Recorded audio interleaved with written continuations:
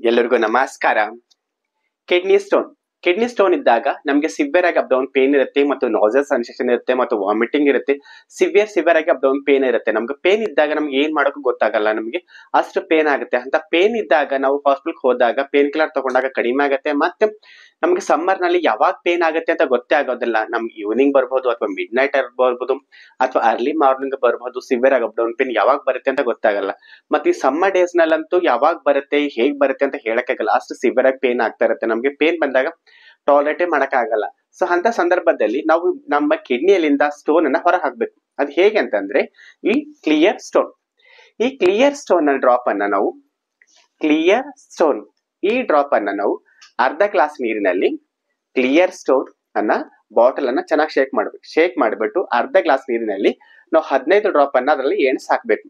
ನಾವು 15 drop 15 drop ಹಾಕಿ ಅರ್ಧ glass ನೀರಿನಲ್ಲಿ 15 ಡ್ರಾಪ್ ಅನ್ನ ನಾವು ಕ್ಲಿಯರ್ ಸ್ಟೋನ್ ಡ್ರಾಪ್ ಅನ್ನ ಹಾಕ್ಬಿಟ್ಟು ಚೆನ್ನಾಗಿ ಮಿಶ್ರಣ ಮಾಡಿ ಬಿಫೋರ್ ಬ್ರೇಕ್ಫಾಸ್ಟ್ ಹಾಗೂ ಬಿಫೋರ್ ಲಂಚ್ ಮತ್ತು ಬಿಫೋರ್ ಡಿನ್ನರ್, ಮುಂಜಾನೆ ಮಧ್ಯಾಹ್ನ ಹಾಗೂ ಸಾಯಂಕಾಲ ಊಟಕ್ಕಿಂತ ಮುಂಚೆ ನಾವು ಸೇವಿಸುವುದರಿಂದ, ಸತತವಾಗಿ 15ರಿಂದ 21 ದಿವಸ ನೀವು ಸೇವಿಸುವುದರಿಂದ ನಾವು ಬಿಫೋರ್ ಬ್ರೇಕ್ಫಾಸ್ಟ್ ಮತ್ತು ಬಿಫೋರ್ ಲಂಚ್ ಮತ್ತು ಬಿಫೋರ್ ಡಿನ್ನರ್ ನಾವು ಕ್ಲಿಯರ್ ಸ್ಟೋನ್ ಅನ್ನ ಅರ್ಧ ಗ್ಲಾಸ್ ನೀರಿನಲ್ಲಿ 15 ಡ್ರಾಪ್ ಅನ್ನ ಹಾಕಿ ಚೆನ್ನಾಗಿ ಮಿಶ್ರಣ ಮಾಡಿ ಮುಂಜಾನೆ ಹಾಗೂ ಮಧ್ಯಾಹ್ನ ಹಾಗೂ ಸಾಯಂಕಾಲ ನಾವು ಸೇವಿಸುವುದರಿಂದ, before breakfast before lunch before dinner ಸೇವಿಸುವುದರಿಂದ ನಮ್ಮ ಕಿಡ್ನಿಯಲ್ಲಿ ಇರುವಂತಹ 2 ಲಿಂದ ಹಿಡ್ಕೊಂಡು 10 ವರೆಗೂ 2 ಆಗಿರ್ಬೋದು ಅಥವಾ 4 ಆಗಿರ್ಬೋದು, 6 ಆಗಿರ್ಬೋದು ಅಥವಾ 8 ಆಗಿರ್ಬೋದು, 10 ಆಗಿರ್ಬೋದು, ಇದ್ರೂ ಕೂಡ ಸಣ್ಣಗೆ ಡಿಸ್ಟ್ರಾಯ್ ಆಗ್ಬಿಟ್ಟು ಯೂರಿನ್ ಮುಖಾಂತರ ಹೊರಗೆ ಬಂದ್ಬಿಡುತ್ತೆ.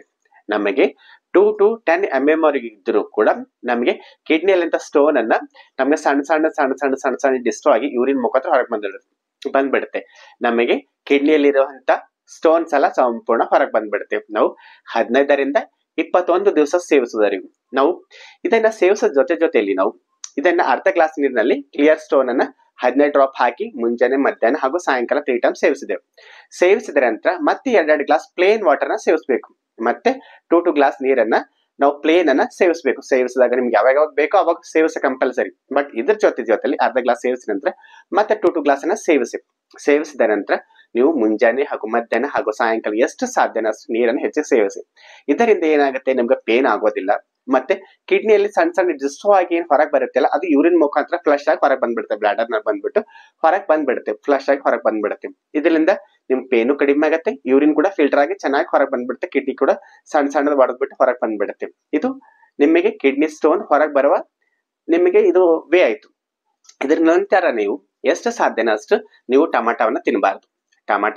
ಅವಾಯ್ಡ್ ಏನ್ ಮಾಡ್ಬೇಕಂದ್ರೆ ಟಮಾಟ ತಿನ್ನಬಾರ್ದು, ಮತ್ತೆ ಮಟನ್ ತಿನ್ನಬಾರ್ದು, ಮತ್ತೆ ಚಿಕನ್ ತಿನ್ನಬಾರ್ದು, ಮತ್ತೆ ನೀವು ಎಷ್ಟು ಸಾಧ್ಯನೋ ಅಷ್ಟು ನೀವು ಹಾಲನ್ನ ಸೇವಿಸಬಾರ್ದು.